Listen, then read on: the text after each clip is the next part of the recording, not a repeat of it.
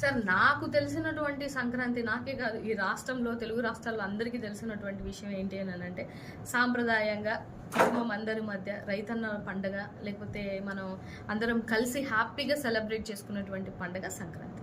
కానీ ఇవాళ కూటమి ప్రభుత్వం దాని యొక్క రూపుమాపులే మార్చేసింది. ఇవాళ చంద్రబాబు నాయుడు గారి ఆధ్వర్యంలో, చంద్రబాబు నాయుడు గారి ప్రభుత్వంలో ఏం జరుగుతుందంటే, విచ్చలవిడిగా జూదాలు ఆడుతున్నారు, విచ్చలవిడిగా నగ్న వీడియోలు, అశ్లీలపు వీడియోలు, విచ్చలవిడిగా బెట్టింగ్లు ఆడుతున్నారు.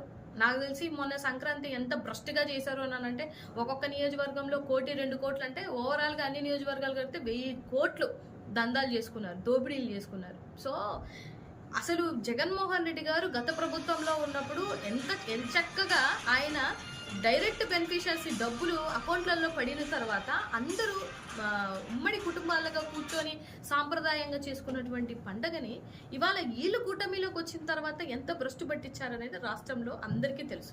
నేను ఒకటే అడుగుతున్నా, స్టేజ్ల మీద అంత విచ్చలవిడిగా డాన్సులు చేస్తుంటే మన హోంమంత్రి అనిత గారు కానీ, ఉమెన్ కమిషన్ కానీ ఎక్కడికి వెళ్ళారు? మీ ఆధ్వర్యంలోనే పోలీసులు పెట్టి మరి ఇంత అశ్లీలతని ప్రదర్శిస్తుంటే మీరు ఉన్నట్టా లేనట్టా ఈ రాష్ట్రంలో?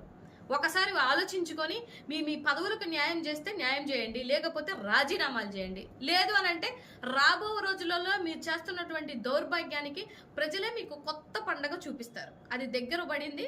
సో ఇక నుంచైనా మీరు మార్చుకుంటారు, మీ పద్ధతులు మారుస్తారని చెప్పి నేనైతే మనస్ఫూర్తిగా కోరుకుంటున్నాను.